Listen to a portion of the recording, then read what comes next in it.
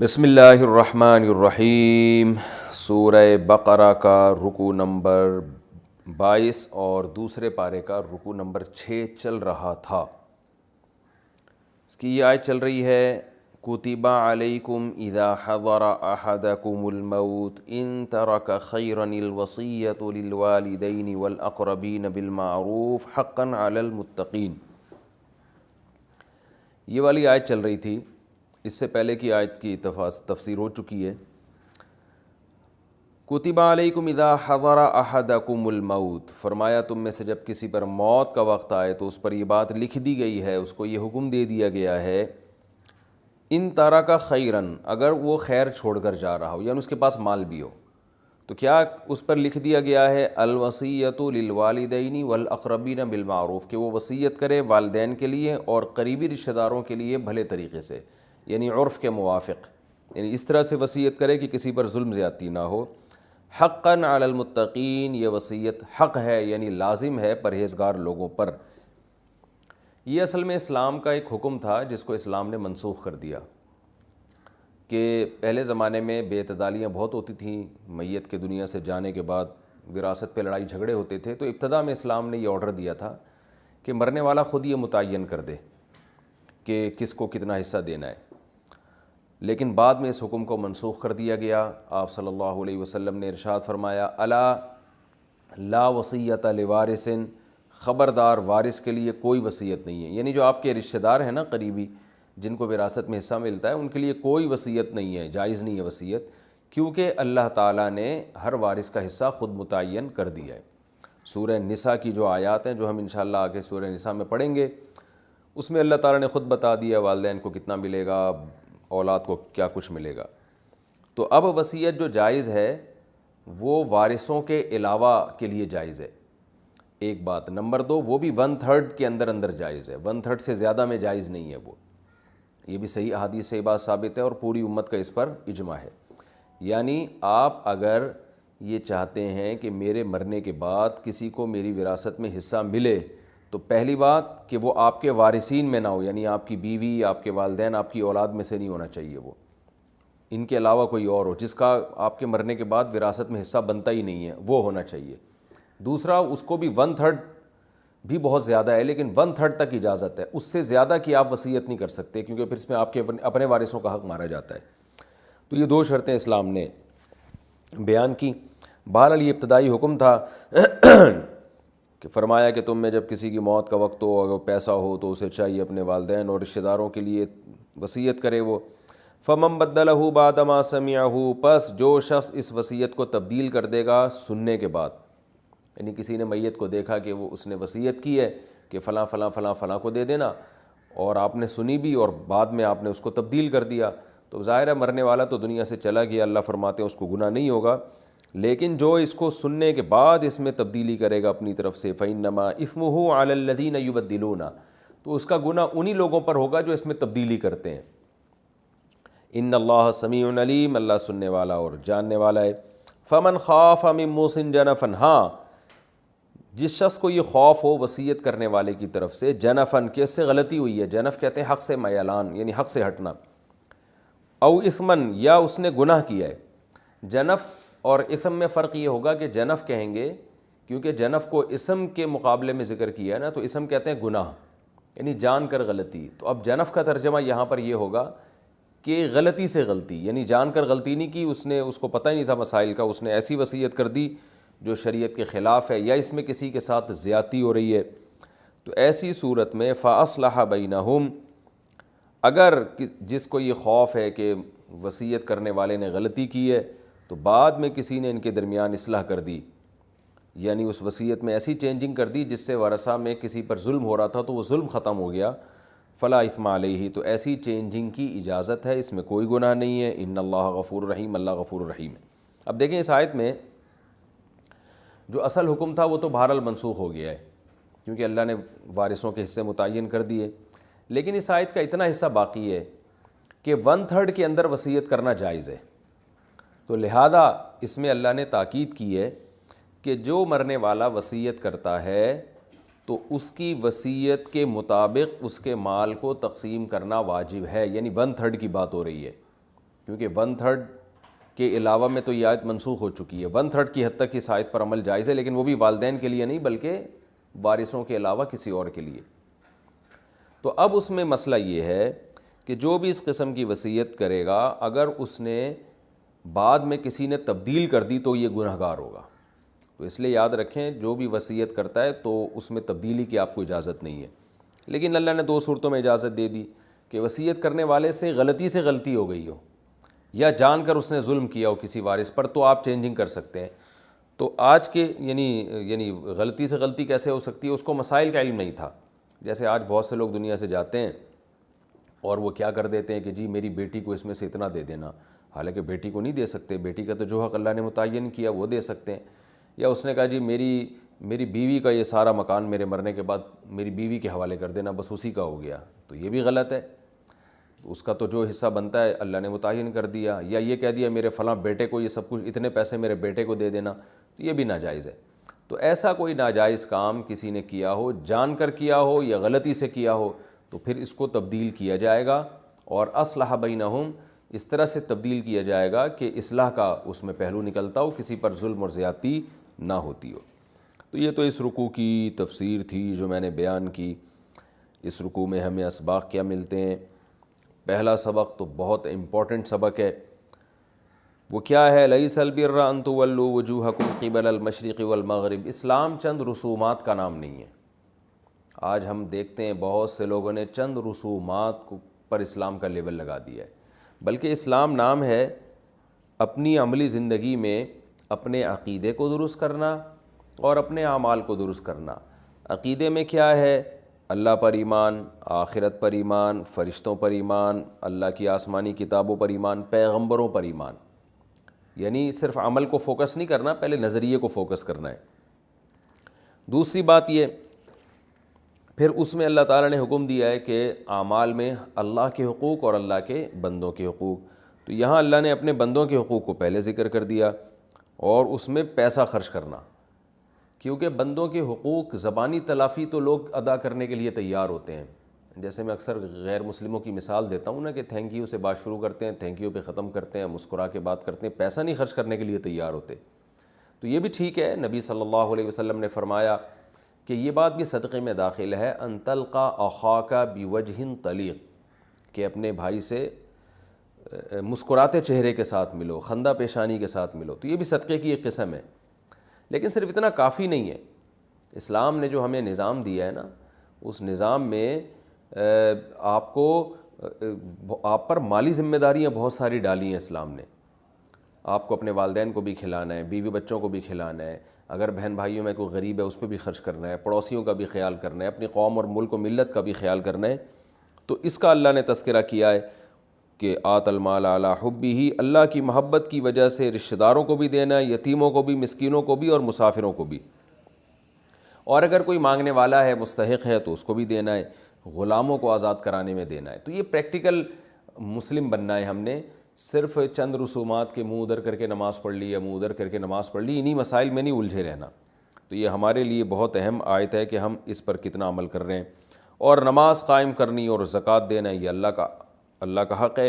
اور پریکٹیکل مسلمان کی اللہ نے ایک علامت بیان کی ہے، والموفون بعہدہم اذا عاہدوا، ایگریمنٹ کو پورا کرتے ہیں یہ. اور ایک اہم ترین یعنی حکم جس کو آج لوگ فالو نہیں کر رہے، وہ یہ ہے کہ جب کوئی ٹینشن والا کام ہو، یعنی کوئی ٹینشن پہنچے اللہ کی طرف سے، کوئی مشکل پہنچے، تو صبر کرنا ہے، واویلا نہیں کرنا. آج نوحہ کرنے کو اور اس طرح کے جو رونے پیٹنے کو اور ماتم کرنے کو عبادت سمجھا جانے لگا ہے. صحیح بخاری صحیح مسلم کی حدیث ہے، آپ صلی اللہ علیہ وسلم نے میت پر رونے اور پیٹنے والی عورتوں پہ لعنت فرمائی. عورتوں کا ذکر اس لیے کہ عام طور پہ وہ زیادہ روتی پیٹتی ہیں.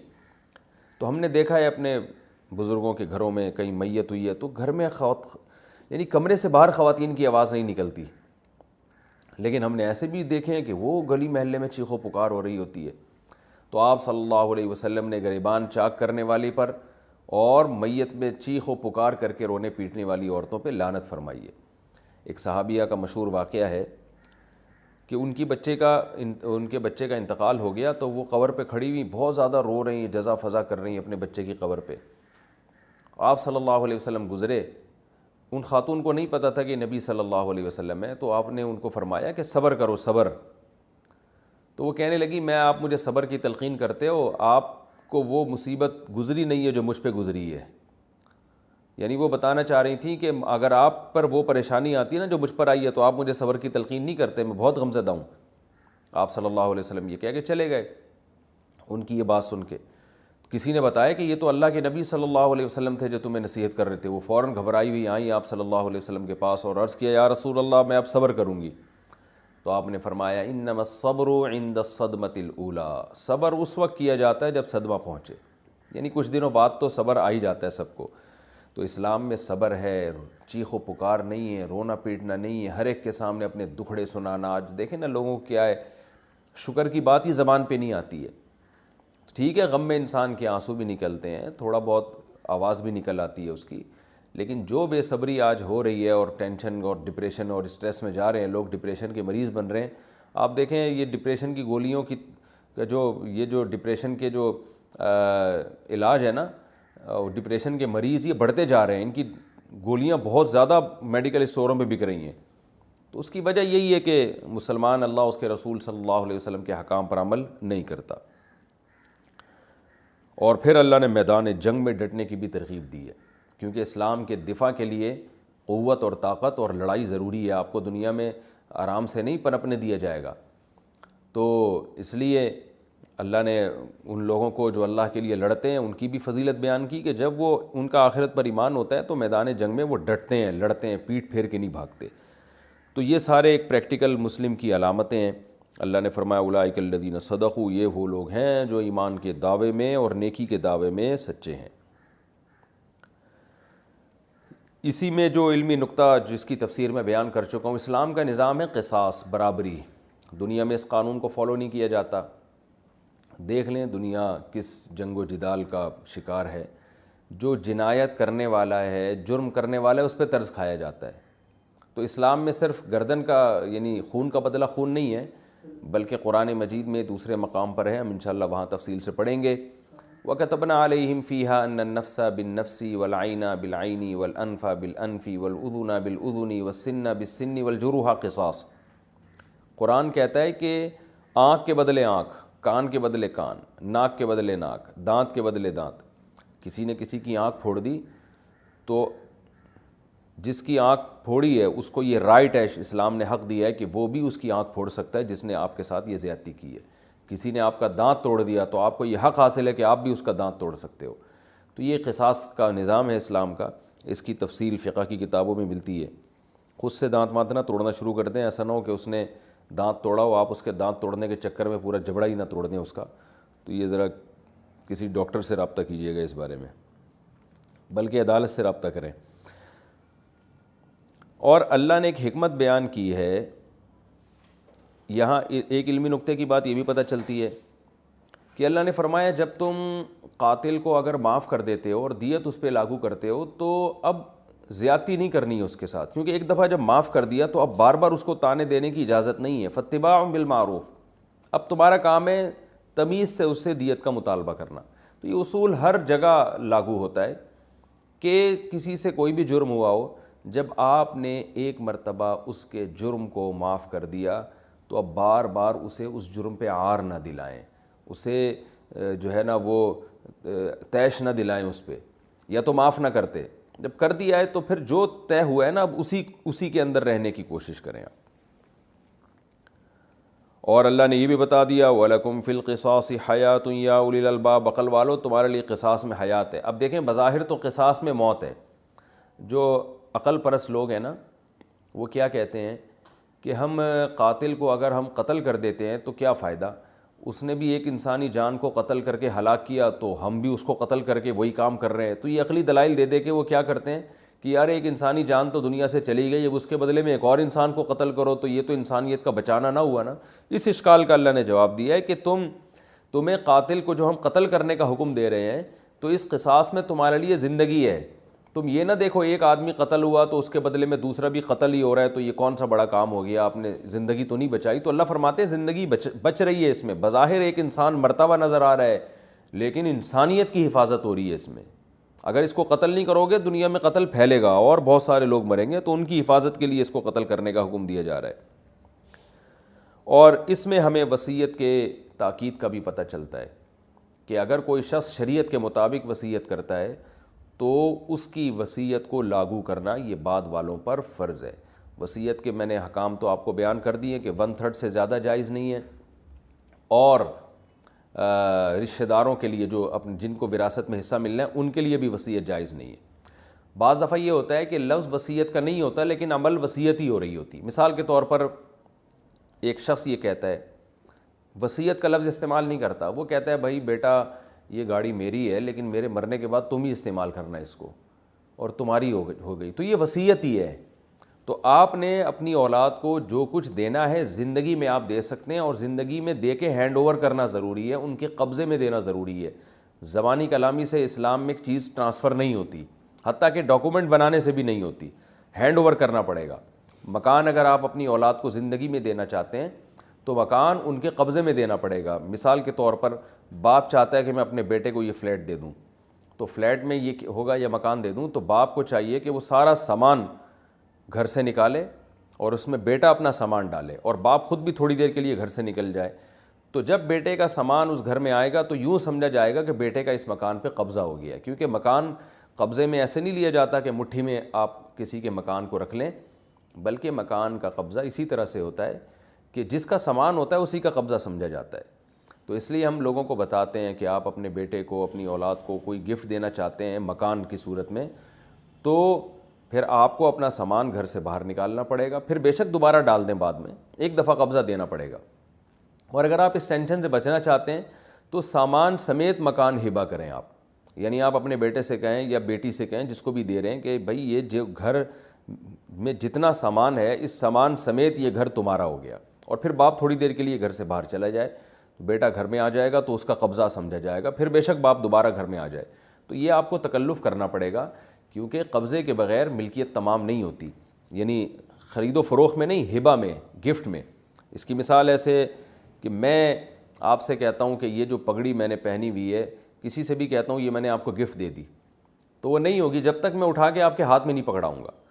تو اسی طرح گھر کا قبضہ سمجھا جاتا ہے، جس کا سامان گھر میں پڑا ہوتا ہے وہ قابض سمجھا جاتا ہے۔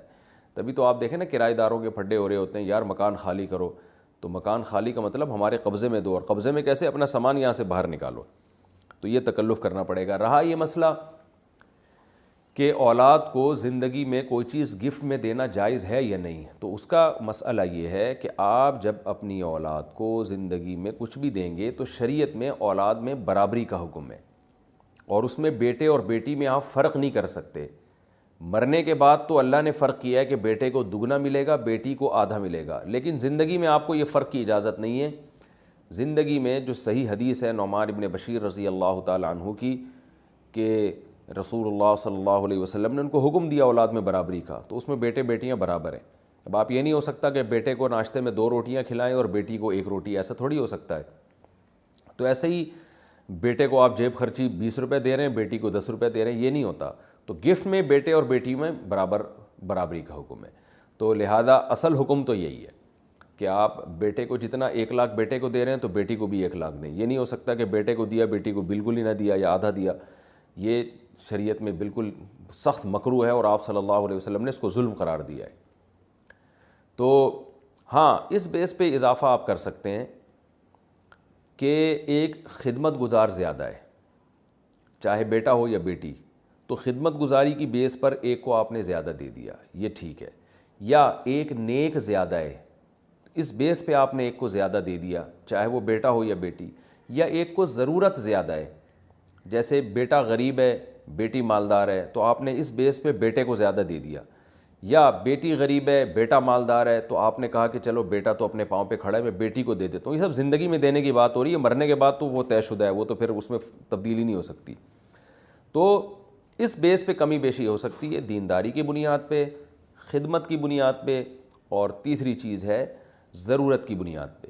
اس کے علاوہ فرق کرنا یہ شریعت میں اس کو بہت سخت ناپسند کیا گیا ہے۔ اور دوسری بات یہ کہ جب آپ بیٹے اور بیٹی کو دیں گے تو میں نے پہلے تفصیل سے بتایا کہ ڈاکومنٹیشن کافی نہیں ہے، ہینڈ اوور کرنا ضروری ہے، اور ہر چیز کا قبضہ اس کے حساب سے ہوتا ہے، یہ آپ علماء سے پوچھ سکتے ہیں۔ اچھا، اس میں یہ ہوتا ہے کہ بعض دفعہ لوگ بیٹی کو جہیز دے دیتے ہیں اور کہتے ہیں وراثت میں حصہ ختم، تو یہ بھی ٹھیک نہیں ہے۔ اس میں یہ البتہ جائز ہے کہ آپ اپنی اولاد میں، جیسے بیٹی کو آپ بہت زیادہ جہیز دے رہے ہیں اور آپ چاہتے ہیں کہ وراثت میں اس کا حصہ ختم ہو جائے، تو جہیز آپ قرض کی صورت میں دیں، بلکہ گولڈ کی صورت میں۔ آپ یوں کریں کہ آپ ایک بیٹی سے یہ کہیں کہ یہ 10 تولے سونا میں نے تمہیں قرض دیا ہے، اور یہ قرض جو ہے اس سے تم اپنا جہیز بناؤ، اور یہ قرض ہے، یہ میں نے واپس لینا ہے، یہ تمہیں گفٹ نہیں ہے۔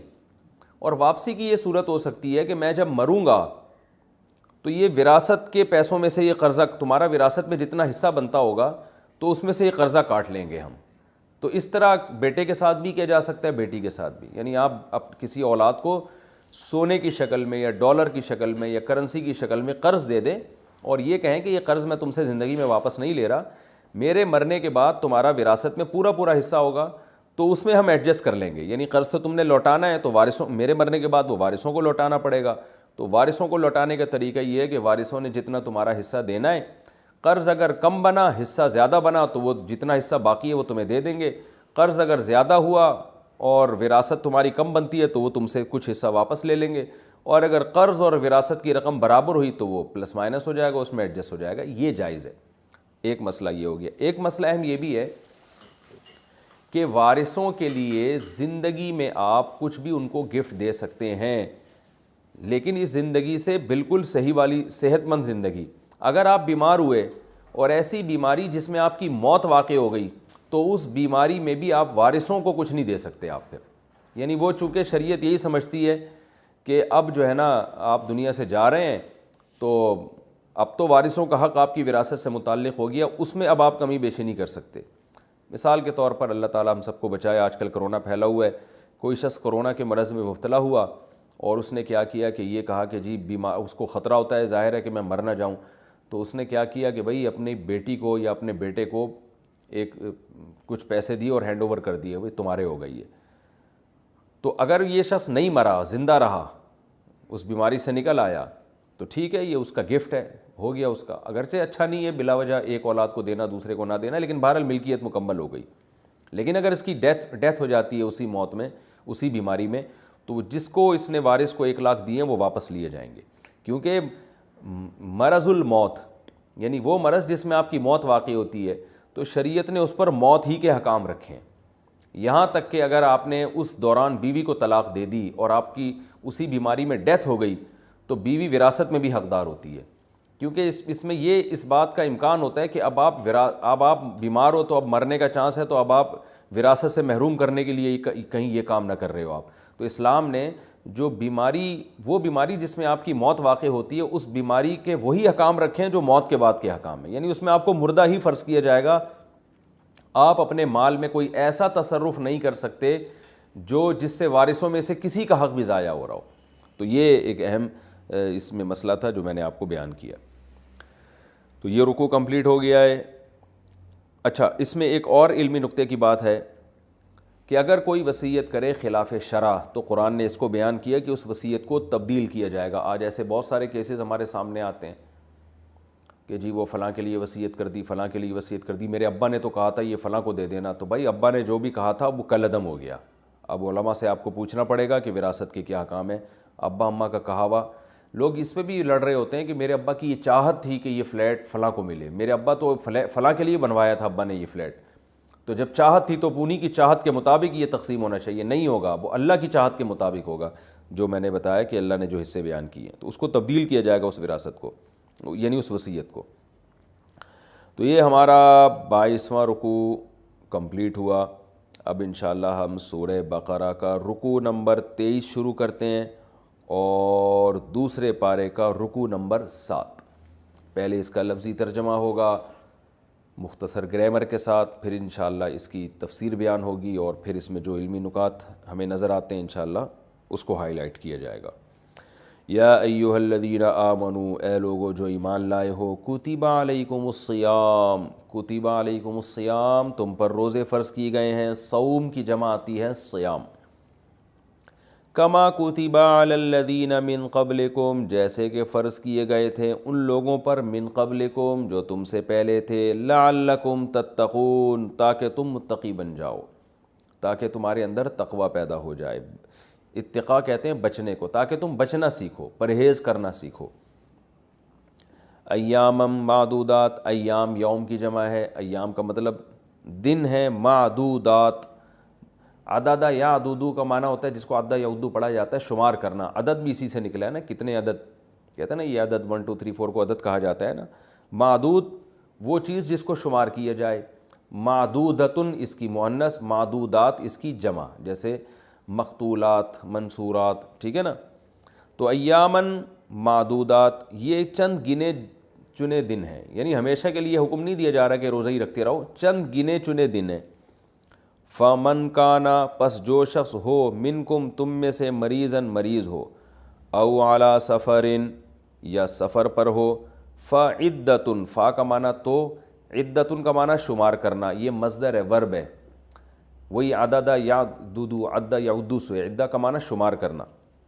فعدتن اصل میں تھا فعلیہ عدتن، تو اس شخص پر لازم ہے شمار کرنا، من ایام، ایسے ایام سے، اخر جو اس کے علاوہ ہوں، یعنی روزے کے ایام کے علاوہ ہوں۔ اخر کا مطلب یہ اصل میں جمع ہے اخرا کی، آپ نے پڑھا ہے نا ضربہ، اضربو دوسرے کے مقابلے میں زیادہ مارنے والا، ضربہ اس کی مؤنث آتی ہے، تو آخرو ایک کے مقابلے میں دوسرا، اخرا اس کی مؤنث آتی ہے، یعنی دوسرے، یعنی اس کے مقابلے میں الگ کوئی۔ فعدتم من ایام اخر، تو اس پر لازم ہے عدت یعنی شمار کرے، من ایام اخر دوسرے ایام سے، یعنی اس کی قضا کرے دوسرے ایام میں۔ وعلی الذین یطیقونہ، اور ان لوگوں پر، اطاقہ اصل میں تھا اطوقا، اکرما کی طرح، طاقت سے نکلا ہے، اس کا معنی ہوتا ہے طاقت رکھنا۔ یطیقو اصل میں تھا یطوقو، تو یطوقونا، یکرمونا کی طرح جو پڑھا جاتا ہے یطیقونا۔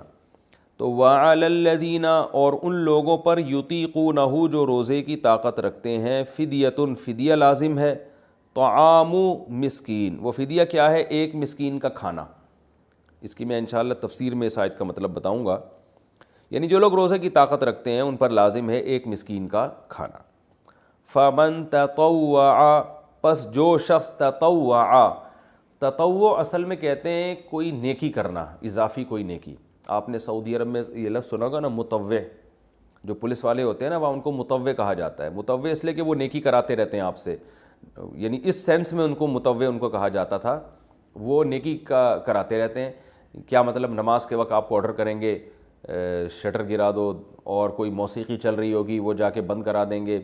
تو سعودی عرب میں اصول تو یہی تھا، وہ اب جا کے نئے بادشاہ کے آنے سے کافی اصول چینج ہو رہے ہیں، وہاں پہ شریعت کا نظام تھوڑا سا کمزور پڑ رہا ہے، لیکن سعودی عرب میں جو پولیس والوں کا کام یہی ہوتا تھا، مطوع ان کو کہا جاتا ہے، وہ آتے تھے اور جناب نماز کے وقت میں دیکھتے تھے کوئی ہوٹل تو نہیں کھول کے بیٹھا ہوا، کہیں موسیقی، کوئی عورت بے پردہ گھوم رہی ہے اس کو روکتے تھے۔ تو اللہ نے فرمایا، اب تطوع کا معنی کوئی بھی نیکی کا کام کرنا اضافی۔ فمن تطوع خیرن، پس جو بھی اضافی نیکی کرے گا، خیر کرے گا، یعنی کیا مطلب؟ ایک مسکین کے بجائے 10 کو کھانا کھلا دے وہ، یعنی کوئی بھی اپنی طرف سے اضافی کرے گا، جس کو میں اپنی زبان میں کہتا ہوں بھائی گریوی لگا دو، ٹھیک ہے نا، کوئی جتنا زیادہ کر لو، فہو خیر لہ، تو یہ عمل اسی کے لیے بہتر ہے۔ وَأَن، اور یہ بات، تصوموا کہ تم روزہ رکھو، خیر لکم تمہارے لیے بہتر ہے، ان کنتم تعلمون اگر تم جانتے ہو۔ شہر رمضان، رمضان کا مہینہ، الذی یہ وہ مہینہ ہے جو کہ انزل فیہ القرآن کہ نازل کیا گیا ہے اس میں قرآن، ھدی للناس لوگوں کی ہدایت کے لیے، وبینات من الہدی اور ہدایت کے واضح دلائل کے ساتھ، بینات واضح دلائل کو کہتے ہیں، یعنی ہدایت لوگوں کی ہدایت کے لیے اور ہدایت کے واضح دلائل کے ساتھ بھی، یعنی اس سے ہدایت بھی ملے گی اور ہدایت کے دلائل بھی آپ کو اس میں نظر آئیں گے۔ والفرقان، اور یہ فرقان بن کے نازل ہوا ہے، فرقان فارق کی جمع ہے، فرق سے نکلا ہے، فرق کہتے ہیں ڈفرینس یعنی حق اور باطل میں ڈفرینس کر دینا، تمیز کر دینا. فارق، اس کی فارق کا معنی فرق کرنے والا، فرقان مبالغے کا صیغہ ہے، یعنی حق اور باطل میں بہت زیادہ فرق کر دینے والا، دودھ کا دودھ پانی کا پانی کر دینے والا، یعنی ایسی کتاب اس میں نازل ہوئی ہے. فمن، پس جو شخص شہیدہ حاضر ہوگا، شہیدہ یشہدو شہادتن کا معنی ہوتا ہے حاضر ہونا. من شہیدہ منکم الشہر، جو بھی تم میں سے اس مہینے میں حاضر ہوگا، یعنی اس مہینے کو پائے گا. شہر عربی میں مہینے کو کہتے ہیں. فلیصم، اصل میں تھا فلیصمہ، فا کا معنی تو لیسم اصل میں تھا لیسوم. آپ نے کو یاد ہوگا، میں نے گرامر میں پڑھایا تھا آپ کو لیضرب. لیضرب کا معنی کیا؟ چاہیے کہ وہ مارے، یہ تھا نا. تو اصل میں تھا صوم یصوم، اس کا معنی ہوتا ہے روزہ رکھنا. تو یہ بن گیا لیسوم، اسے چاہیے کہ روزہ رکھے. پڑھا جاتا ہے اس کو لیسوم کو، کیونکہ واو حروف علت میں سے یہ گڑبڑی حروف ہے، تو لیسم پڑھا جاتا ہے. تو فلیسم کو پڑھا جا رہا ہے فلیسم، یعنی لام کے جو زیر ہے اس کو سائلنٹ کر دیتے ہیں. فلیسم، فلیسم پڑھا جاتا ہے. فلیسم ہو، تو جو بھی اس مہینے کو پائے اسے چاہیے کہ ہو اس مہینے کا روزہ رکھے وہ، یعنی فلیسم ہو سے مراد ہے یہ پروناؤن ہے جو رمضان کی طرف یہ پروناؤن ضمیر لوٹ رہی ہے. تو مطلب یہ ہے کہ جو بھی اس مہینے کو پائے گا اسے چاہیے کہ وہ روزہ رکھے. ومن کانا، اور جو بھی ہو مریضاً مریض ہو، او علی سفرن یا سفر میں ہو، فعدتن، یہاں بھی یہی ہے فعلیہ، تو اس پر لازم ہے عدتن کہ گنتی شمار کرے، من ایام اخر، دوسرے ایام میں سے. یرید اللہ، اللہ تعالیٰ چاہتے ہیں. ارادہ یریدو کا معنی ہوتا ہے ارادہ کرنا، اکرم یکریمو کی طرح. اللہ تعالیٰ چاہتے ہیں بکم تمہارے ساتھ الیسرا آسانی، ولا یریدو بکم العسرا، اور اللہ نہیں چاہتے تمہارے ساتھ تنگی. عسر مشکل کو کہتے ہیں، تنگی کو کہتے ہیں نا. ان مع العسر یسرا، آپ نے علم نشرح میں پڑھا ہے. ولی تکملو، واو کا معنی اور، لی کا معنی لیے، تکملو کا معنی کامل کرو. اکملا یکملو اکمالن، کامل کرنا، کمپلیٹ کرنا کسی چیز کو. ولی تکملو العدۃ، اور تاکہ اس لیے بھی کہ تم گنتی کو کمپلیٹ کر لو، یعنی اس لیے بھی ہم نے تمہیں یہ حکم دیا کہ تم گنتی کو کیا کر لو؟ کمپلیٹ کر لو. یعنی ہم نے جو تمہیں پیچھے حکم دیا نا کہ تم میں جو مریض ہو یا مسافر ہو وہ بعد میں روزے رکھے، وہ گنتی کرے بعد میں، یعنی بعد میں روزے رکھے. تو اس کی حکمت بیان کی جا رہی ہے کہ اللہ تمہارے لیے آسانی چاہتا ہے، تنگی نہیں چاہتا، اس لیے سفر میں روزہ چھوڑنے کی اجازت دے دی اور بیماری میں بھی. اور اس لیے بھی اللہ نے تمہیں قضا کرنے کا حکم دیا کہ تاکہ تم گنتی کو پورا کر لو. اللہ چاہتے ہیں تم اس ثواب سے محروم نہ ہو. وَلِتُكَبِّرُوا اللَّهَ، اور تاکہ تم کبریائی بیان کرو اللہ تعالیٰ کی. کبرا یکبرو تکبیراً، اس کا معنی ہوتا ہے اللہ کی بڑائی بیان کرنا. وَلِتُكَبِّرُوا اللَّهَ، اور تاکہ تم اللہ کی کبریائی بیان کرو. عَلَى مَا، اس عمل پر، ہداکم، جس عمل کی اللہ نے تمہیں رہنمائی کی ہے. ہدایا یہدیو، ہدایت دینا ہے، رہنمائی کرنا، گائیڈنس کو کہتے ہیں. اللہ نے تمہیں جو گائیڈ کیا ہے اس گائیڈنس پہ تم اللہ کی کبریائی بیان کرو. وَلَعَلَّكُمْ تَشْكُرُونَ، اور تاکہ تم اللہ کا شکر ادا کرو. وَإِذَا، اور جب، سَأَلَكَ، آپ سے سوال کریں، عبادی، میرے نیک بندے، عنی، میرے بارے میں، عنی، عن الگ تھا، یا الگ ہے، عنی، میرے بارے میں، فَإِنِّي قریب، تو بے شک میں قریب ہوں. اجیبو، اجوابا یجویبو اجواباً، اکرما یکرمو اکراماً، اس کو پڑھا جاتا ہے اجابا یجیبو اجابتاً. تو اجیبو اکرمو کی طرح ہے. اجیبو، میں جواب دیتا ہوں، جواب سے نکلا ہی ہے، میں جواب دیتا ہوں. دعوت الداعی، داعی کہتے ہیں پکارنے والا، پکارنے والے کی دعوت کو، یعنی بلاوے کو. جب کوئی مجھے بلاتا ہے تو میں اس کی پکار کا جواب دیتا ہوں. اذا دعان، اصل میں تھا یہ دعانی، نون کے بعد یا بھی تھا. اذا کا معنی جب، دعا کا معنی وہ پکارتا ہے نی مجھ کو، تو یا کو حذف کر دیا تو بن گیا اذا دعانی. میں پکارنے والے کی پکار کا جواب دیتا ہوں جب وہ مجھے پکارتا ہے. فَلْيَسْتَجِيبُوا لِي، یہ جو تھا نا فَلْيَسْتَجِيبُوا، اصل میں نکلا ہے یستجیبو، استجابت، اصل میں تھا استجواباً، استخراجاً. آپ نے پڑھا ہے نا باب استخراج، استخرجا یستخرجو. تو یستخرجون یستجوبون، جواب کا یعنی اس کا معنی ہوتا ہے کسی کی پکار پہ لبیک کہنا، یعنی کسی کی پکار پہ جواب دینا، یعنی اس کو یوں بھی کہہ سکتے ہیں کہ حکم کی بجا آوری کرنا۔ ایک جواب دینا تو یہ ہوتا ہے نا، آپ کو کسی نے بلایا، آپ نے کہا ہاں بھائی آ رہا ہوں، ایک ہوتا ہے اس نے جو آپ کے ذمہ کام لگایا، یہ بھی ایک قسم کا مطالبہ ہے، تو وہ کام کو پورا کر لینا، تو اس کو کہتے ہیں استجابت۔ استجابت کا معنی حکم کی بجا آوری کرنا۔ تو اب یہ تھا اصل میں لیستجیبو، انہیں چاہیے کہ یہ میرے حکم کی بجا آوری کریں، میرے حکم کو فالو کریں، اور لیستجیبو کو پڑھا جاتا ہے فلیستجیبو، تو کیا مطلب ہو گیا؟ فلیستجیبو لی، انہیں چاہیے کہ میرے حکم کی بجا آوری کریں، لی میرے لیے جو حکم ہے نا، میرے لیے، میری خاطر حکم کو مانیں، ولیؤمنوا بی، اور ایمان بھی لائیں میرے اوپر، لعلہم یرشدون، شاید کہ یہ لوگ رشد و ہدایت پالیں۔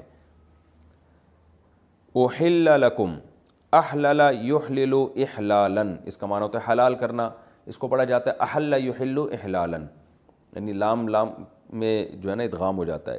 احل لکم، حلال کر دیا گیا ہے تمہارے لیے، لیلۃ الصیام، صوم کی جمع صیام، لیلہ رات کو کہتے ہیں، روزے کی راتوں میں حلال کر دیا گیا ہے تمہارے لیے، الرفث الی نسائکم، رفث ہر اس کام کو کہتے ہیں جس کو انسان چھپانے کی کوشش کرتا ہے جو حیا کے خلاف ہو، تو رفث کا ترجمہ بے حیائی سے بھی کیا جاتا ہے، اور رفث کا ترجمہ جو ہے وہ جو ہے بے حیائی سے اس لیے کیا جاتا ہے، اس میں اصل میں رفث بے حیائی کو نہیں کہتے، لیکن بے حیائی بھی ایک ایسی چیز ہے جو انسان کی طبیعت یہ چاہتی ہے کہ کوئی بھی ایسا فحش کام ہو تو کھلے عام نہ کرے وہ، اور رفث بے لباسی کو بھی کہتے ہیں، تو یعنی ہر وہ کام جس میں انسان کو حیا آتی ہو۔ تو اللہ نے فرمایا تمہارے لیے حلال کر دیا گیا ہے رمضان میں، الی نسائکم، نساء عورتوں کو کہتے ہیں، تمہاری عورتوں کی طرف بے لباسی، یعنی ہم بستری اور جمع کرنے کو قرآن چونکہ ایسے الفاظ کو صراحتاً استعمال نہیں کرتا، پاکیزہ کتاب ہے، تو اللہ تعالیٰ قرآن میں اس طرح کے جو یعنی اس طرح کے عمل جو ہے نا، جو انسان ایک عام مجلس میں بیان کرتے ہوئے شرماتا ہے، تو قرآن بھی ان کو اشاروں کنایوں میں ذکر کرتا ہے، تو اشارہ اور کنایہ میں قرآن نے ذکر کیا کہ رفث جو ہے یعنی ایک بے لباسی کہہ لیں آپ اس کو، یا زوجہ کے قریب جانا، جو ایک حیا کے خلاف سمجھا جاتا ہے عمل، تو رمضان کی راتوں میں تمہارے لیے اپنی بیویوں، نساء سے مراد ہے اپنی بیویاں، ان بیویوں کی طرف اس بے لباسی کو ہم نے حلال کر دیا ہے۔ ہن لباس لکم، بے شک وہ بیویاں جو ہیں تمہاری، عورتیں جو ہیں وہ تمہارا لباس ہیں، وانتم لباس لہن، اور تم ان کے لیے لباس ہو۔ علم اللہ، بے شک اللہ جانتا ہے، انکم، کہ بے شک تم ہو ایسے، تختانون انفسکم، تختانون اصل میں خیانت سے نکلا، اصل میں تھا تختہینون، تکتسبون کی طرح، تو یا آ رہا ہے نا، تو حروف میں نے بتایا تھا علت ہے، چینج ہو جاتے ہیں، تختہینون کو پڑھا جاتا ہے تختانون، خیانت سے نکلا ہے، خانون لفظ اس میں استعمال ہو رہا ہے، خیانت اردو میں استعمال ہوتا ہے۔ اللہ جانتا ہے کہ تم خیانت کرو گے، انفسکم، اپنی جانوں کے ساتھ، فتاب علیکم، پس وہ تمہاری طرف متوجہ ہو گیا، وعفا عنکم، اور اس نے تمہیں معاف کر دیا۔ تفسیر میں بتاؤں گا اس کا مطلب کیا ہے۔ فالآن، الآن کہتے ہیں ابھی، ناؤ کہتے ہیں نا اس وقت، فالآن اصل میں تھا تو پڑھا جاتا ہے فالآن، فالآن، پس اب تم، باشروہن، ان سے مباشرت کر سکتے ہو، باشرہ یباشرو مباشرتاً، یہ بشرا سے نکلا ہے، بشرا اسکن کو کہتے ہیں، کھال کو کہتے ہیں، تو یہاں بھی قرآن نے جو میاں بیوی کا ایک کانٹیکٹ ہوتا ہے، تعلق ہوتا ہے، جو فزیکل ریلیشن ہوتا ہے، اس کو مباشرت سے تعبیر کی، بھی کنایا، تو کھال سے نا، تو فالآن باشروہن، پس تم ان سے ہم بستری کر سکتے ہو، وابتغوا، اور تلاش کرو، بغا یبغی کا معنی تلاش کرنا، ابتغاء باب افتعال سے، اس کا معنی بھی تلاش کرنا، تو ابتغاء آرڈر کا صیغہ ہے، ابتغیو تھا اکتسبو کی طرح، وابتغوا، اور تلاش کرو، ما، اس چیز کو، کتب اللہ لکم، جو اللہ نے تمہارے لیے لکھ دی ہے، یعنی اس اولاد کو، تو زوجہ کے قریب جاؤ، یعنی تمہیں جانے کی اجازت ہے رمضان کی راتوں میں بھی، لیکن جب قریب جاؤ تو تلاش کرو اس اولاد کو جو اللہ نے تمہارے لیے لکھ دی ہے، یعنی نیت تمہاری اولاد کا حصول ہونا چاہیے۔ وَكُلُوا اور کھاؤ، وَاشْرَبُوا اور پیو، حَتَّى يَتَبَيَّنَ لَكُمُ الْخَيْطُ الْأَبْيَضُ مِنَ الْخَيْطِ الْأَسْوَدِ مِنَ الْفَجْرِ۔ وقت ہمارا مکمل ہو گیا، تو انشاءاللہ اگلے ایپیسوڈ میں اس جو آیت کا جو باقی حصہ، رکوع کا باقی حصہ ہے، اس کا لفظی ترجمہ ہوگا، اور پھر انشاءاللہ اس پورے رکوع کی تفسیر۔ اللہ تعالیٰ سمجھنے کی، عمل کی توفیق عطا فرمائے۔